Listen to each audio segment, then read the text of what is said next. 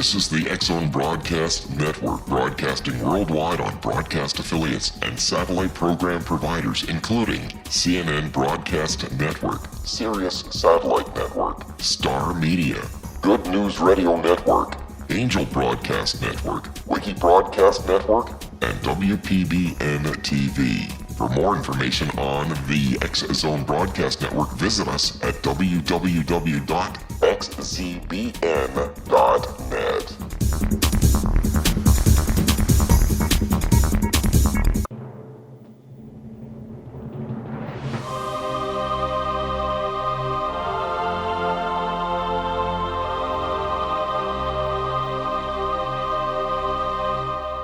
The Science of Magic with Gwilda Wiyaka is largely an opinion talk show. All opinions, comments, or statements of fact expressed by Gwilda Wiyaka's guests are strictly their own and are not to be construed as those of the Science of Magic or endorsed in any manner by Gwilda Wiyaka, Relmar McConnell Media Company, its affiliated networks, stations, or employees.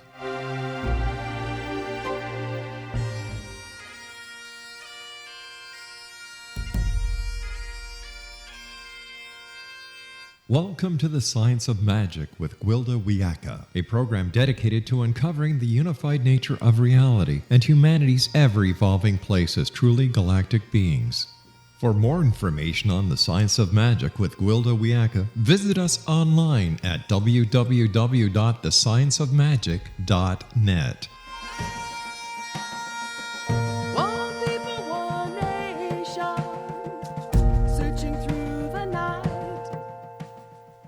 Hello, dear friends, and welcome to the Science of Magic, a program combining the science and magic of today's leading topics to co-create new solutions.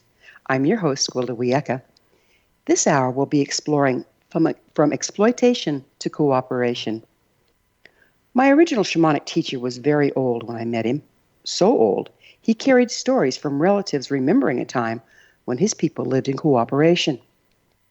That's not to discount squabbles and territorial disputes, but what's significant in any culture is the norm, as that dictates outcome. When in council, the elders would make decisions based upon a three-pronged balance, a triangulation between the needs of the individual, the tribe, and the earth, including all living upon her. The beauty of this approach is the lack of polarization between two opposing agendas, us or them, if you will. It was understood that solutions existed taking into account all concerned. It's how native tribes existed for thousands of years, leaving a very small footprint. Modern society has held polarized mindset. In order for us to win, someone else must lose. Decisions have been made from materialism, narcissism, and greed, and we are reaping the rewards in spades. If we don't take decisive action soon, the outcome will not be to our liking. There are too many of us to return to indigenous ways. Is there a third option? Is it possible to abolish war and poverty? Can we hope to build a global community where everyone's needs are met, including those of the planet? Our guest this hour has spent a lifetime pondering these very things. With us is Alanna Hartzok, co-director of Earth Rights Institute and author of The Earth Belongs to Everyone, recipient of the Radical Middle Book Award. In 2011, Alanna received the International Earth Day Award from the Earth Society Foundation. She's International Liaison for Robert Schalkenbach Foundation, United Nations NGO Delegate for the International Union for Land Value Taxation, and a psycho-spiritual counselor and psychotherapist in private practice. In both 2001 and 2014, she was a candidate for U.S. Congress Pennsylvania's North District. She initiated tax reform legislation into law by Governor Thomas Ridge. She's given lectures and seminars in 30 countries. Her website, earthrightsinstitute.org. Alanna, thanks for joining us on the Science of Magic. Oh, thank you so much for inviting me. What is a psycho-spiritual counselor? Well, it's one that understands the emotional healing, and it also understands that we have a deep self, a soul, and it's connecting the two. Often people who are soul connected have a heck of a hard time being in this world, and so it's a matter of then balancing the emotions and the mind and the physical body to function effectively in the world. And then some people who are effective in the world sometimes don't have a clear meaning and purpose. And then it's their task then to go on a soul journey and connect more strongly with their soul or deep self. So it's understanding how to work with somebody on all those dimensions. Okay. Can I get you to speak up a little bit? I'm having a little trouble hearing you. Great. Thank you. All right. So you're the co-director of Earth Rights Institute. What exactly is that? Well, this was founded with myself and another woman, a Green Party leader named Ann Gecky, and we put together our 2 life visions and goals, and it's to bring together people of goodwill and special skills to build ecological communities, and it's an earth healing agenda. And by earth rights, we have 2 meanings for that. One is that the earth has rights itself for care and protection and integrity, and also that we human beings really, by natural law, have a birthright to our planet. And that's an equal right as a birthright to our planet, since we are spiritual but also earth beings, material beings. We need material for life itself. We're going to need to pick up with this on the other side of a quick break. Okay. Alanna and I will return shortly, so don't go away. You're listening to The Science of Magic. Our current episodes are aired daily on the X-Zone Broadcast Network, xzbn.net.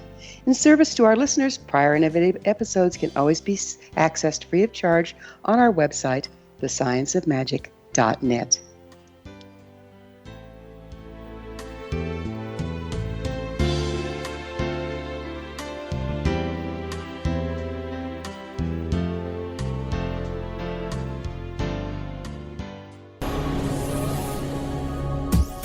This is the X-Zone Broadcast Network, broadcasting worldwide on broadcast affiliates and satellite program providers, including CNN Broadcast Network, Sirius Satellite Network, Star Media, Good News Radio Network, Angel Broadcast Network, Wiki Broadcast Network, and WPBN TV. For more information on the X-Zone Broadcast Network, visit us at www.xzbn.net.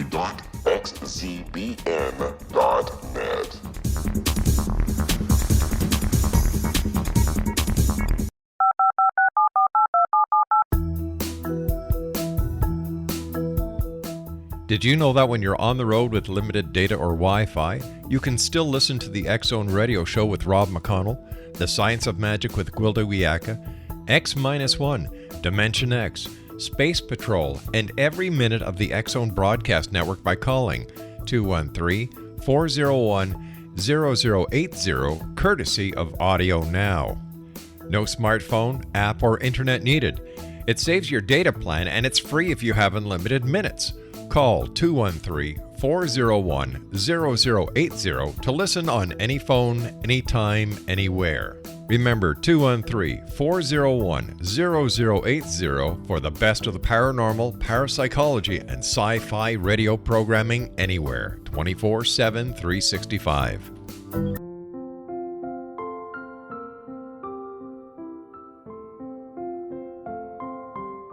I am Dr. Carl O'Helvey, founder, president of a new cancer foundation focusing on evidence-based physical, mental, and spiritual interventions, including natural cancer cures, prayer, meditation, affirmations, nutrition, and other related holistic cancer prevention and cure modalities.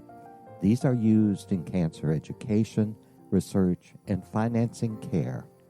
I ask for your help to continue this important work by donating at www.holisticcancerfoundation.com.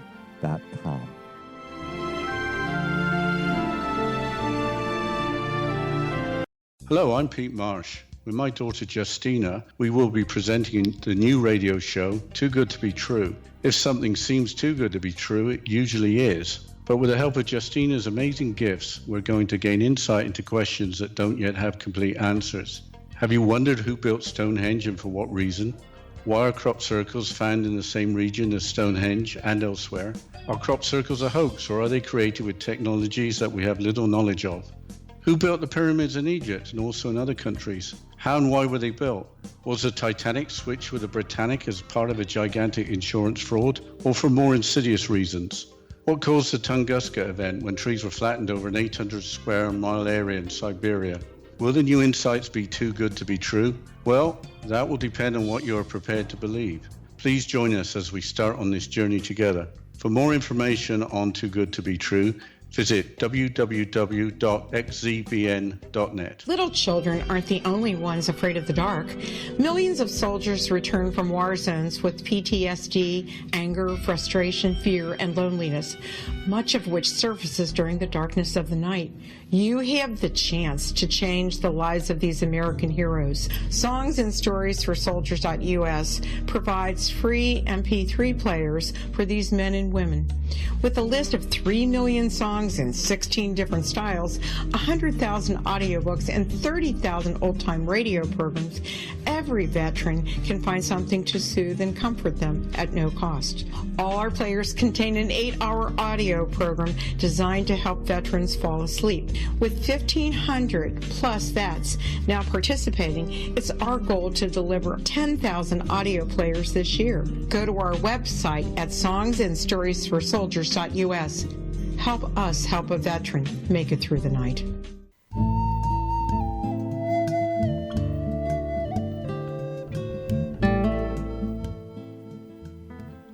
Welcome back. This is The Science of Magic, dedicated to unification and evolution of consciousness. I'm your host, Gwilda Wiyaka.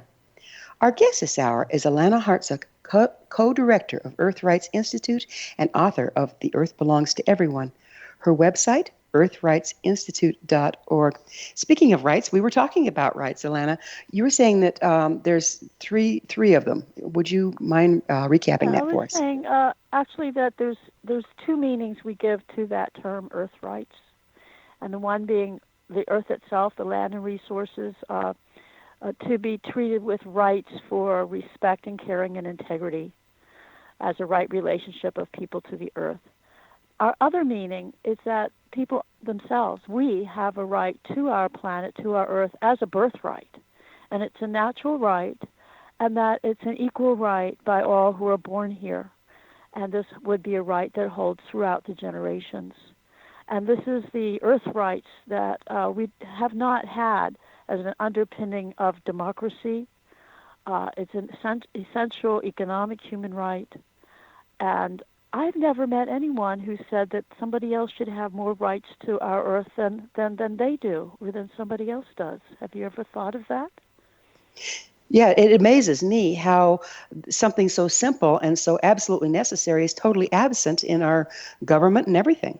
Absolutely. And the earth rights, when you mention this and people focus and they say, yes, of course, they know intuitively that this is correct. The earth is the birthright of all people, and it's an equal right by birth.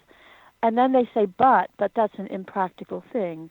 That can't mean anything. That can't be any reality. And I say, hold on, just hold to your truth there that you said, yes, this sounds true to you. And then we can go ahead and we can talk about practical policies that are based on this deep ethic. Mm-hmm. But the problem to me is, it sounds great. It really does. But how do you get there from here? I don't know how much further away from that we could be. Well, there are examples, and I could certainly, I'll give some of them. But let's just talk about what you said earlier about how our culture divides. We're divided from each other. It's win-lose. And that indigenous cultures who understood and lived by the earth rights ethic, it was let's make decisions together for the good of all people and all life. And how did we get so divided? And we have to really go back at least as far back as the Roman Empire. And the Roman Empire, if you go really deep down this rabbit hole, you just kind of almost face evil, that some kind of evil that just likes to keep people divided and in conflict. But essentially, when you look at that Roman Empire land ethic, it's dominium. And it legalized land that was acquired by conquest and plunder. the original, and this has been deeply researched by a Filipino man named Charles Avila in his Ownership Early Christian Teachings book. The original Judeo-Christian land ethic is koinonia. It's a Greek word that means the earth, the land, the resources are the gift of the Creator. It's God's gift. For the autarkia, that means for the self-sufficiency, for the livelihoods of all. That was what was trying to come through Jesus' teachings. Yeah, and then there was the indigenous teachings as well. Absolutely. That co-respect for the earth as a living being and our right to equal resources, and that's sure gone by the wayside. Sharing and caring. Yeah. So as a psychotherapist in private practice, how did you get involved in this work? Oh, this work comes out of a life when I was a questioner, a seeker, a little philosopher as a child. And I think we all have that in us. Everybody has those moments when you ask deep questions. And we can't let ordinary life get in the way of the deep questions that well up inside of us. So I took my deep questions seriously. I was one of those why kids, as all kids are in a young age. But I persisted in this, and I questioned authority, and I got in lots of fights with my rather authoritarian father, which is simply a familiar experience where we're working through this in the family, this domination, male over female, now to have egalitarian gender relationships, and to also respect the voice of the child rather than just say, do what I told you to. So my questions were taken seriously by me, and I searched for many, many years for answers. And my questions were about what is emotional health? I knew I was hurting. How do I find emotional healing? I knew I'd had very profound spiritual experience as a child where I would go into what we might call unity consciousness, and I would be filled with bliss coming out of those high states. And I couldn't even verbalize it till I came into Buddhism and found out about some of these states of consciousness. I kept searching and searching, and if you ask the right answer, and I know you've had this happen, if you ask the right question, the answer will appear. So how did you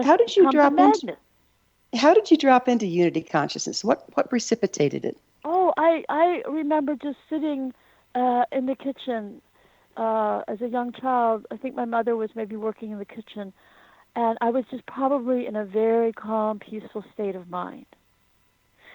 And then what we know about these experiences, when you're in them, you're in unity, so there's no separate observer watching your experience. You're simply in it. You're in the unity. But then when you start individuating again, when you stop dropping into your separative consciousness, is when you experience the bliss of that state, just as high blissful feelings that would go on for several days for me.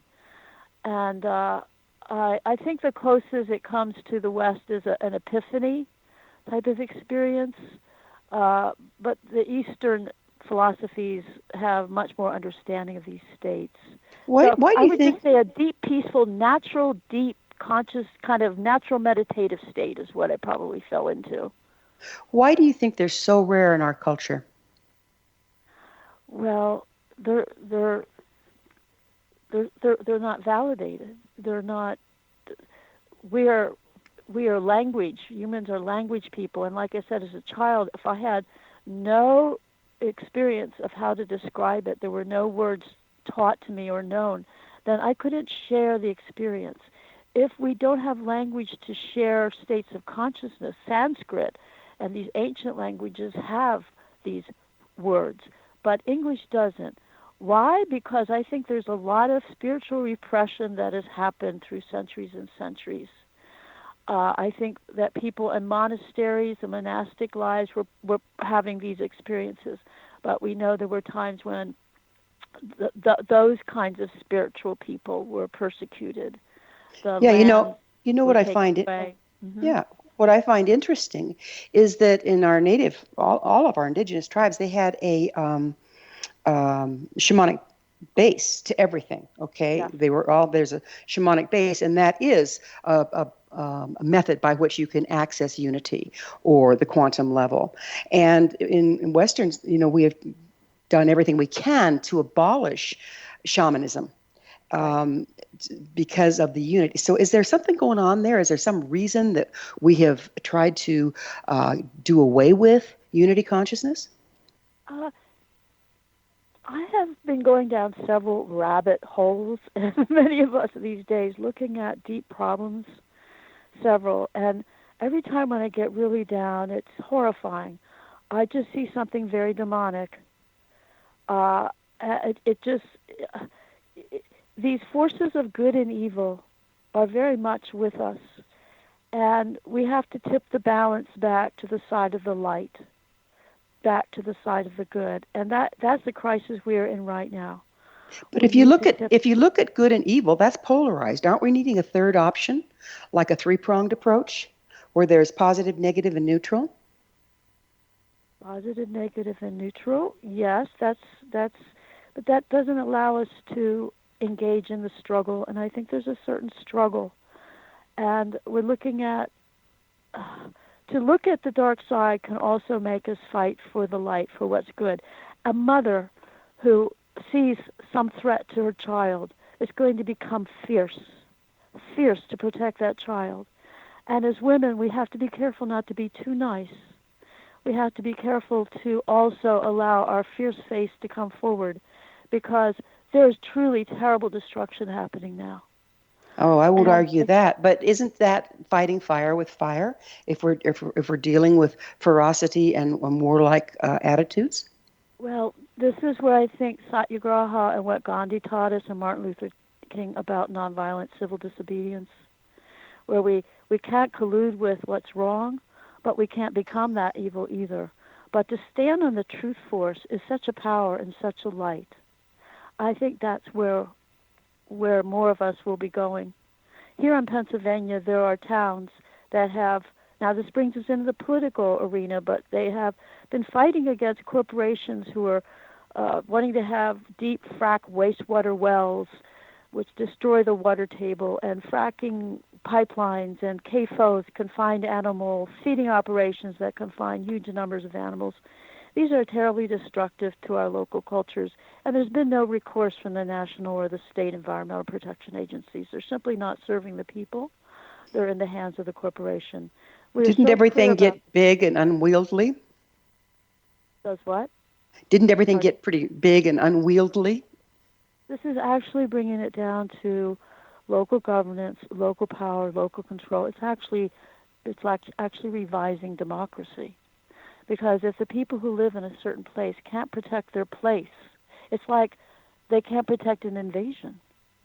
So what they're doing, they're putting together their home rule charters, and they're having amendments in their charter that are based on the rights of nature. The one that's in Pennsylvania that I know the people, they're the very first rights of nature in a governance charter in the United States. And also Ecuador is the first country in the world that has rights of nature, rights of Mother Earth embedded in their constitution. I mean, that's such a brilliant thing, because if we don't take care of the earth, where are we going to live? Well, we're not. So these home rule charter townships are doing everything legally, but they're also standing on a deep democratic ethic. And they've come to the point that no matter how many environmental lawyers try to get the state and the national government to stand with the people, they can't do it. The only way they're going to do it, and they're realizing this and they're networking around it, is nonviolent civil disobedience. So the one in Indiana County, Pennsylvania, in Grant Township, they've actually have an ordinance in their township charter that says they will not arrest nor fine anyone for nonviolent civil disobedience. It's gotten that serious. Wow. Is that the only place where this is going on? If people want to know more about it, go to Community Environmental Legal Defense Fund. Read and hear what Tom Lindsay, the lawyer, environmental lawyer who founded it, and is doing these work in localities in several states, and several localities in Ohio and Pennsylvania just did a tour through the different localities who are in the struggle. So they're networking together, And they have very clear constitutional amendments for the state and federal level. Okay, well, we're going to have to pick up with this. Have enough power. We're going to have to pick up with this on the other side of a quick break. Alanna and I will return to our discussion on the other side of this break, so don't go away. On the other side of it, okay. We're coming to you through the X-Zone Broadcast Network. Don't miss the other fine shows and hosts on xzbn.net. You're listening to The Science of Magic, your resource for creative solutions in a changing world, thescienceofmagic.net.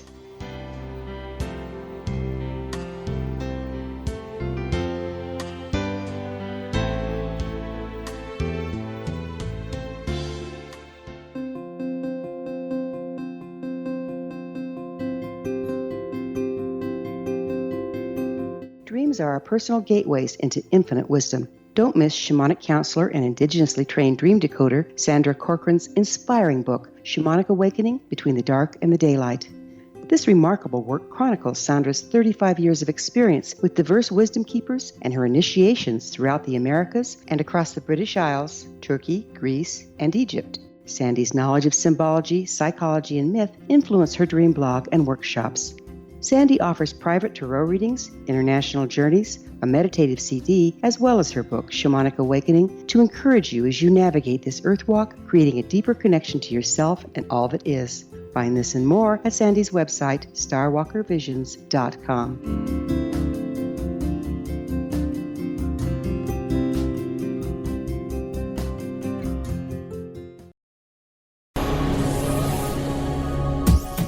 This is the X-Zone Broadcast Network, broadcasting worldwide on broadcast affiliates and satellite program providers, including CNN Broadcast Network, Sirius Satellite Network, Star Media, Good News Radio Network, Angel Broadcast Network, Wiki Broadcast Network, and WPBN TV. For more information on the X-Zone Broadcast Network, visit us at www.xzbn.net.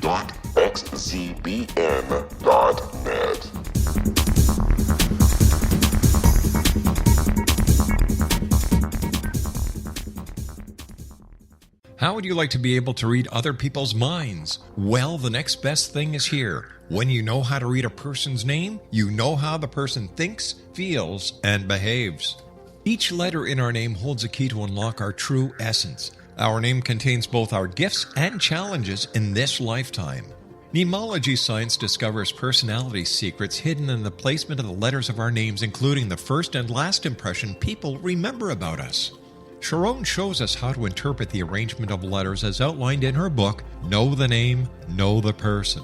Sharon Lynn Wyeth created mnemology science after 18 years of research and testing her theories, and has supported thousands of people around the world in understanding themselves and others better. You'll enjoy Sharon's unique teachings as she shares her system to learn the gifts behind your given birth name. Even if you don't like your birth name, there are jewels in this book. If you're thinking of changing your name, ready to name your child, or wanting to get along better with others, this is the book for you. If you'd like to improve your relationships and change your life for the better, get the book today, Know the Name, Know the Person, or visit www.knowthename.com. That's www.knowthename.com.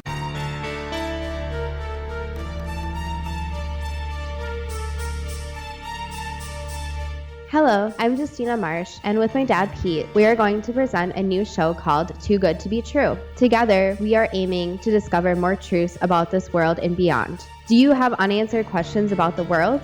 Do you ever wonder about aliens, conspiracy theories, or the universe? There are many shows discussing subjects such as pyramids or UFOs, but we want to relay this information based on our own research, including from spiritual means. Hopefully, listeners will be helped with their own beliefs and will appreciate the psychic insights that add to the previous research and information. We both look forward to sharing this insight and beginning this journey with our listeners. Visit xzbn.net for more information about when to listen.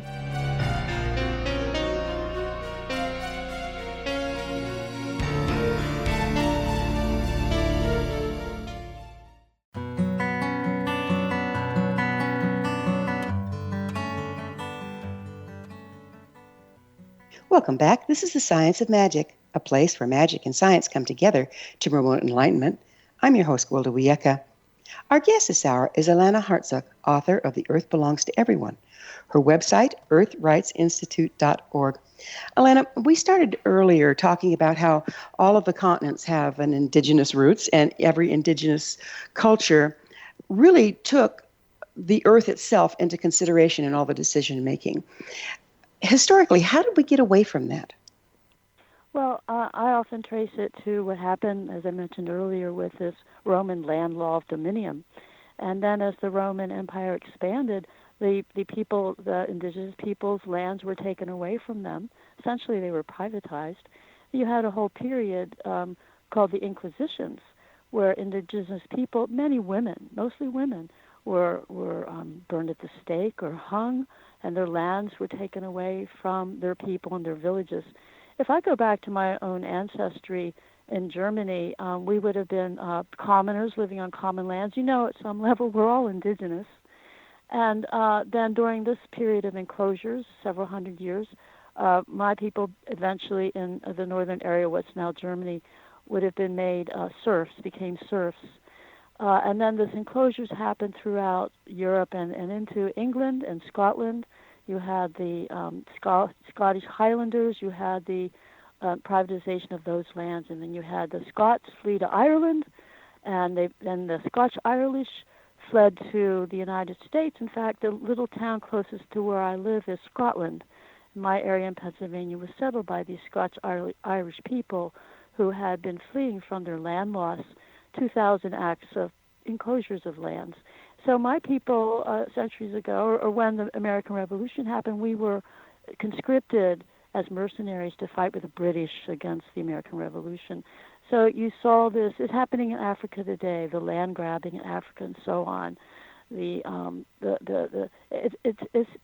that if enough people do not do what's right, then evil prevails. So that's where we're at again. We're another part of that cycle where we need to come forward with these traditional knowledges for this complex world, and one very simple way that we are in a complex situation, yeah. And everybody has kind of turned narcissistic. I mean, not everybody, but a lot of people have, or polarized: good, bad, right, wrong, yes, no. What's the walk out of that as an individual?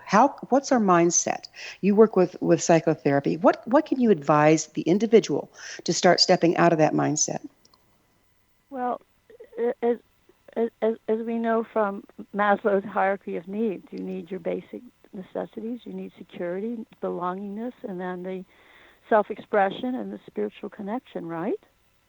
Well, that would be my needs, but that seems to be the minority of people that recognize that.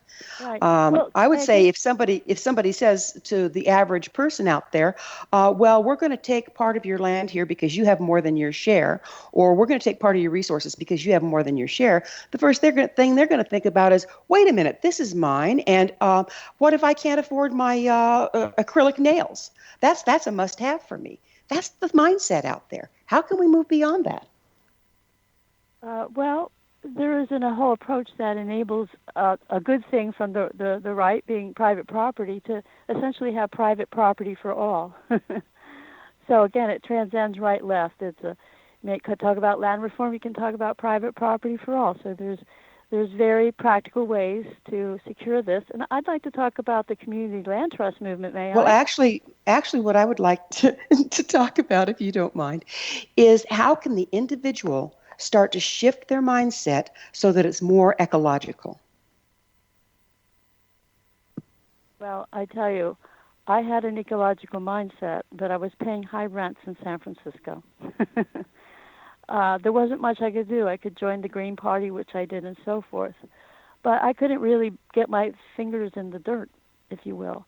So I moved back home where I could get affordable housing in Pennsylvania, and I managed to get, with a low income, because I've always been an activist also, a 3.5-acre micro farm where I'm very, very happy. And so I can go out into the garden and do organic gardening and grow my own food, and have chickens and other animals, and I just really love this way of living.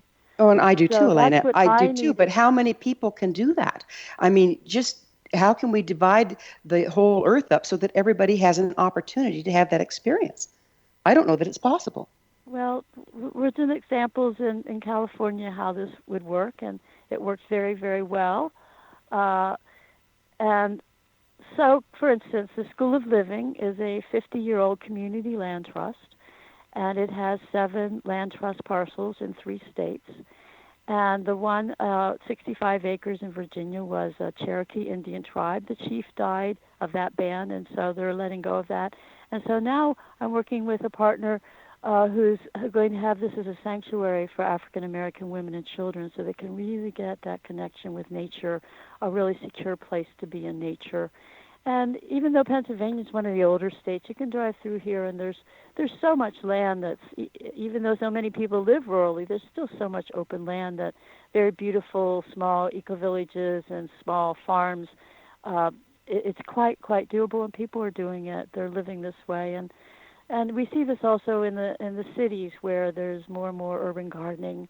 And those lands in the cities can become land trusts or special parks for food production purposes. How important do you think it is for us to start doing the home garden? I don't remember, I wasn't around, but clear back when they did the Victory Gardens, we started growing a lot of food ourselves. What's the value of that at this point, do you see?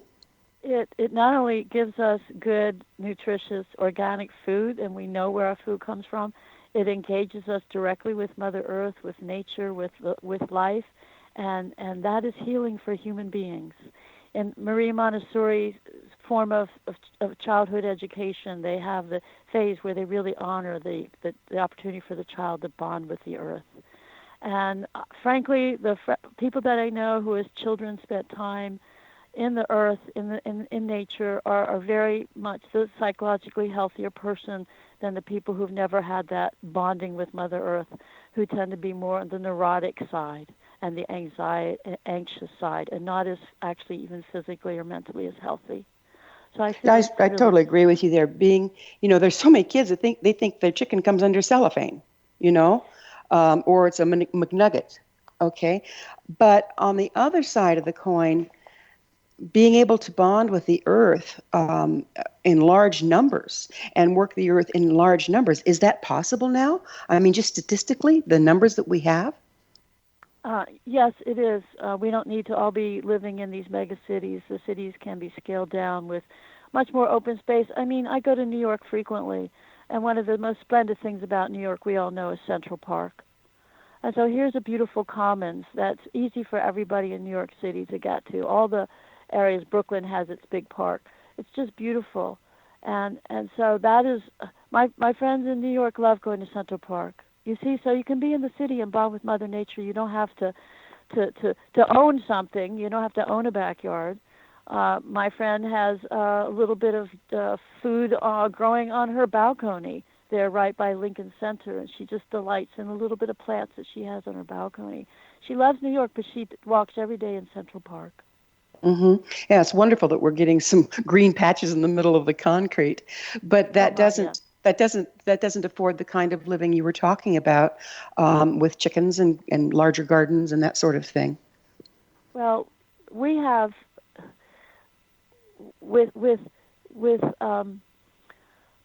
I've looked at this for decades now, and I'm not in the overpopulation camp at all. I've been to Nigeria. 1 out of 10 Africans are Nigerian, and there's not even a sense of overpopulation in Nigeria. There's plenty of land for people and living in their villages. In fact, we need to revitalize those African villages rather than encouraging people to go into the mega cities. So from my view, there is enough land for people to live in beautiful ecological villages. There's a global eco-village network that's worldwide. That's one of the most beautiful examples of living rightly on the earth. And again, I still see these small examples, and I commend them, don't get me wrong. But the feasibility of doing that on a large scale is a question to me. How can we do this on a large scale? Well, we can get land access by properly, beyond left-right, properly structured public finance policy. And that's not the purpose of this show, to go into this kind of policy, but maybe if people go to our earthrightsinstitute.org website or the IU.org or the Robert Schalkenbach Foundation, you can learn all about that. There's so much of how to practically have it so that we have a world that works for everyone, beyond the old right and the old left, and based on the earth rights ethic. You know, I'm going to quote something out of your book. Okay. We live in a time of crisis and chaos, in a world on the precipice. Ahead lies catastrophe unless humanity can act together in global cooperation. Ahead lies increasing and relentless warfare unless humanity can respond quickly through awareness that we are a one human family on one small planet. We are all in this together, warfare or earth share. That's the question. That's a pretty strong statement. What brought you to make that? What brought me to make that? It came from an understanding of the magic of truth and how we structure human society. As I said, I asked deep questions about the root causes of poverty and war. And those questions became magnets, and they took me to the places and the people and the books and the information that answered those questions very clearly. And so we are at this place where, as humanity, please needs to awaken quickly, but also take action to create the world of fairness and justice that works for everyone. What do you mean by a world on a precipice? Well, there's so many. There's the acidification of the oceans, the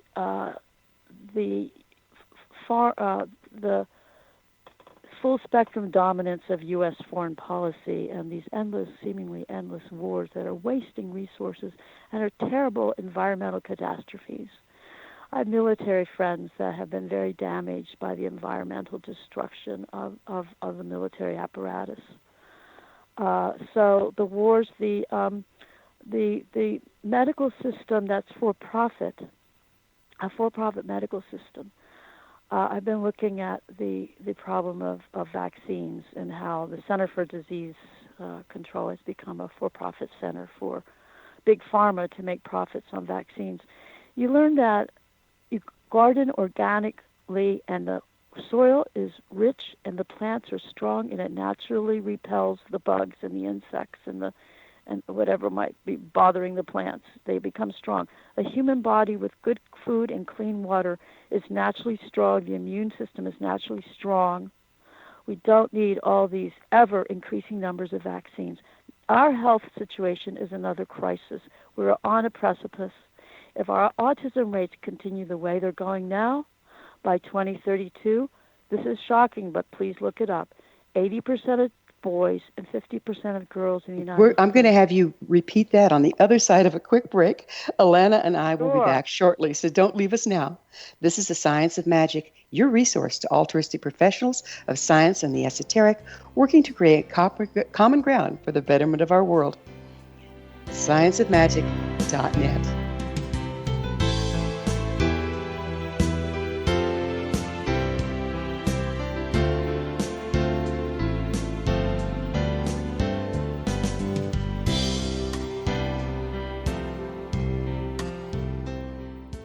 Hi everyone, Rob McConnell here, and I wanted to spend a moment on internet streaming. Everybody has heard about internet streaming, but not many know much about it. Did you know the internet streams just about everything? Movies. From new releases to old classics. TV shows. Almost every show, every episode, and much more. But the question has always been, how do you do it? Well now, thanks to the folks at 123 Ready TV, I have the answer for you. They have developed a simple program app, 123 Ready TV, that you install on your Windows PC, Android smartphone, or Android tablet that can have you streaming like a pro in less than 5 minutes. You truly won't believe how much is available or how easy it is to do until you try. And for a one-time cost of only $19.99, this product is a real winner. To learn more about 123 Ready TV, visit our website at www.xzbn.net.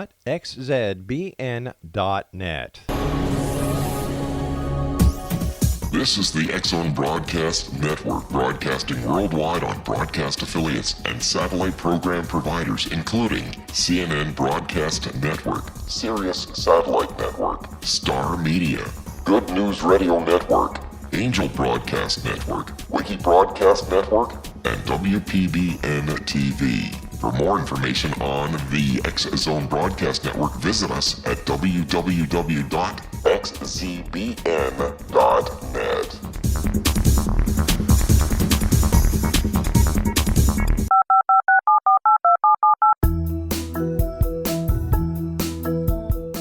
Did you know that when you're on the road with limited data or Wi-Fi, you can still listen to the X-Zone Radio Show with Rob McConnell, The Science of Magic with Gwilda Wiyaka, X-1, Dimension X, Space Patrol, and every minute of the X-Zone Broadcast Network by calling 213-401-0080, courtesy of Audio Now.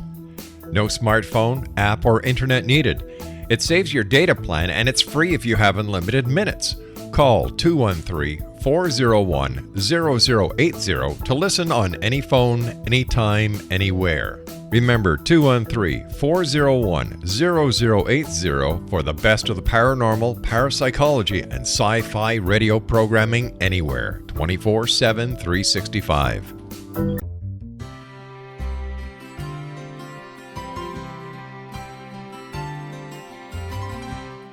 True healing must address 4 levels: physical, emotional, mental, and spiritual, for us to live joyful and productive lives.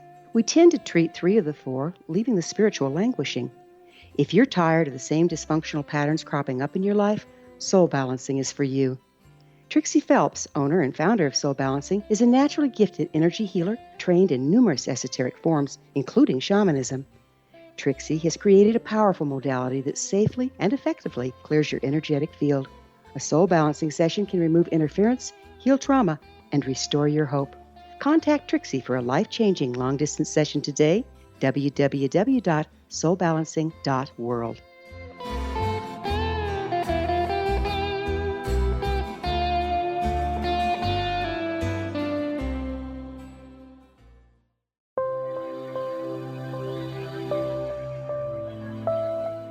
There's a legend shared by many indigenous cultures of a time when the nations were cast to the 4 corners of the world.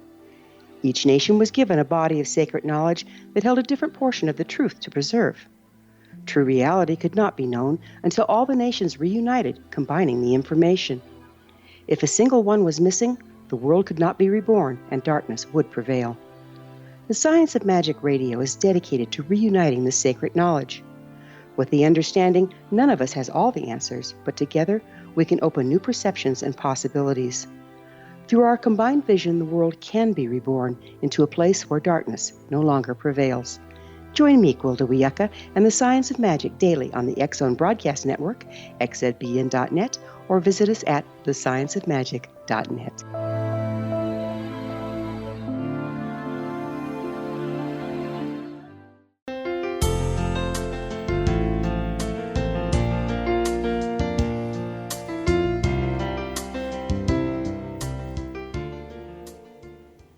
Welcome back. This is the Science of Magic, bringing together gifted people of service to the world. I'm your host, Gwilda Wiyaka. What's up in your world? Email me at the info@thescienceofmagic.net and suggest a topic that's on your mind. You're probably not the only one interested. Our guest this hour is Alanna Hartzok, co-director of Earth Rights Institute, her website, earthrightsinstitute.org. We were just talking about, you were giving me a statistic about children. Yes, if the autism trajectory continues as it is now, by 2032, we will have 80% of boys and 50% of girls on the autism spectrum. This is a very serious problem. There's a lot of medical doctors and researchers and whistleblowers speaking out about the problem of the connection of vaccinations and vaccine damage, and the fact that we have a higher infant mortality rate now than other developed countries, and so on. So it's very serious. The good news is that there's more and more holistic health doctors, there's more naturopaths, there's more people understanding what real health is, and that it means good nutrition, good balanced diets, organic foods and good clean water and plenty of exercise and so on, the basics that keep a person healthy. We do not need these ever-increasing numbers of vaccines that they're giving children. Well, it seems like we outsmarted ourselves. When we decided that we had a better idea, in whatever arena. And the further we got from the way things were naturally created, the more trouble we got ourselves into. Yes, you had, right before you said the finding common ground. That's another of your themes, correct? Finding common ground. Well, let's look at really what common ground means. It's those ways that hold the land in common, that we fairly share the earth. And the more we got away from that, where a few could own and control so much of Mother Nature, then so much became based on the single bottom line of profit and power. And so we can get back, what we need to, get back and move forward to is a triple bottom line of people, planet, and not just profits, but profits can be in there too. But the people and the planet need to be in the value of anything we do in trade, exchange, and market, and so on. And there are now ways to incorporate businesses based on the triple bottom line. Our businesses now are based on profit only. That's the way they're incorporated. So we need to shift that whole ethic in terms of business. That's why these beautiful green businesses, we need to give them the support, and we need to encourage them to grow, because they have embedded in them the ethic of what's good for the people and the planet, and not just their profit. Yeah, it's a beautiful thing that we see coming to the fore is more and more people are trying to do a cooperative thing where everyone wins. The third option, not right, not and wrong, good and bad, but win-win. And that's a time that we're moving into in history, I believe. Do you have an idea as to why we're moving there at this time in history? For survival. Life wants to survive. There's a deep impulse to thrive and survive. And humans are brilliant and have survived for millions of years, it would seem. And so when we start seeing we're about to go over a precipice, which we are now, there's also enough whistleblowers and people saying, no, don't go that way, go this other way. And they get clear about the other way. And there are people who have the love and the caring and the goodwill for others and for Mother Earth. And they're building now these good ways. Yeah. And going local, again, I talked about local things, and buying local is an important part of this, putting your money where your values are. Well, it's amazing to me that we're in such chaos right now, but it makes perfect sense, because for an old system to die, it has to fall apart. And the more we're associated with and reliant upon what's falling apart, we fall apart also. But if we can start to pay attention to the things that are going to work in the new way, win-win, instead of dog-eat-dog, and take a step to be there rather than in the failing system, it's like two worlds emerging, isn't it? Oh, very much. Oh, very much. It's kind of so, with one person and another person standing side by side, living in different worlds in their minds, true. There's a David Spangler was a wonderful spiritual writer. If you ever come across David Spangler, he said once, the role of the prophet is to preach the doom, to wake people up. In other words, the precipice is there, wake up people. And the role of the priest is to point to the new direction. And I like to do both. If I'm giving a talk, I like to show what the dark, really difficulty is we're facing, but only for maybe a third of the conversation, and then the 2/3 to shift to all the good things, all the good news, all the new directions. And I sense that is, you're that type of person who wants to point to the new directions, and they're clearly there. We have everything already created to have this world work for everyone, basic needs well met, and so that we can then have the great expansion of the mind and spirit that we long for, where people not having to do wage slavery type of jobs and work they don't like, but to thrive on all levels throughout their whole day, everything being meaningful and purposeful. We have everything intentionally has already been created, the energy, the way of the food supplies, the way to build green buildings, nature-based buildings based on renewable. There's even a building company that's now using the timber and the sand and everything from the site to build your whole house. won't this kind of organically come into being when we can do what you did as a child and start connecting with all that is, when we can go into that spiritual place of interconnectedness, it's the natural result, isn't it?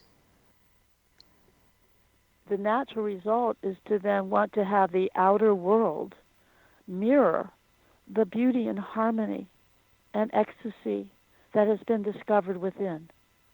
Otherwise, Exactly. there's a terrible dissonance and suffering. I myself fall into what I call Weltschmerz. There's a German word. I have no English word.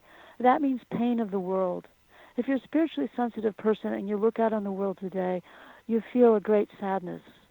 And that's the world pain. So you take that world pain and you say, I must step up and I must do all that I can, follow my inner guidance, follow my goodwill, become stronger so that I can clear this pain. It's a bodhisattva role. The bodhisattva says that rather than going into the infinite everything, the bodhisattva stays with enough individual consciousness until every blade of grass is enlightened. And that's the key, is the balance between the individual and the unity of the whole. And that's a difficult balance to maintain at this time, isn't it? It's extremely difficult at this time. It's very easy for many of us to fall into despair and this pain of the world, Weltschmerz. And that is why it's so essential that we have conversations like you and I are having, and that we listen and talk, and that we connect with other human beings that will strengthen us in our work together. And together is the key at this point. Isolation just breeds a downward spiral. We need to reach out to each other and see that we're all in this together, and then we can bring each other up and through. And being together is the key, isn't it? It's like, but in order to do that, don't we have to be open to other viewpoints rather than immediately judge against? We need to be open to other viewpoints and be able to engage in a respectful way. My friend Nori Huddle has written books coming out of her asking questions, kind of Socratic, where you just simply ask another person a question and it keeps drawing them deeper into their own truth. And so we absolutely need safe spaces for people of different views to have heart-to-heart conversations. Mm-hmm. You know that one of the things that Science of Magic is based on is that there's the legend that in the original times the nations were cast to the four corners, and each nation had a piece of the truth, but the truth wouldn't totally be known, and we wouldn't find peace and unity until all of these pieces of information came back together and were unified. And I think that's what we're in the middle of right now. Oh, absolutely. Yes, to honor all the different pieces and see that you bring them together and they make a beautiful mandala. Yeah, and the mandala's way different than any of the four separate. Right. Yeah. I guess the Native people also talk about the four directions. Maybe that's a bit of this too, understanding the basic different ways and how they harmonize. In a healthy, happy world, there's a harmonic of the differences. There's unity and diversity is a common phrase used now, isn't it? Yeah. And this is why I'm encouraged by people in the localities right where they are, coming together, neighbors getting to know neighbors, and just simply talking, getting together, having potluck meals, and say, who are you? How are you? And just to be together and to know each other. I have neighbors that are very different from me, but I find them also interesting. And if I know of any neighbor that's suffering, I just want to reach out and do what little bit I can to help them. It doesn't matter what their belief is or their political party or so on. They're neighbors. And that's the beauty of coming back as viewing everyone around you as a neighbor instead of a faceless them. Ah, yes, absolutely. Yeah. And so I just look forward to creating that time when we can actually spend more time together as family and neighbors. Yeah, and I think it's coming. Keep up the good work, Alanna, and thank you so much for being on the program with us. Oh, thank you for having me. I appreciated our conversation. My pleasure. Take care. Our guest this hour has been Alanna Hartzok, co-director of Earth Rights Institute and author of The Earth Belongs to Everyone. Her website, earthrightsinstitute.org. This has been The Science of Magic. Join our email family to be the first to receive our thought-provoking, topic-driven episode collections at thescienceofmagic.net. Until next time, dear ones, may you be blessed with knowledge and comforted with love as you entertain a third option. One people, one nation, searching for the light. One people, one nation.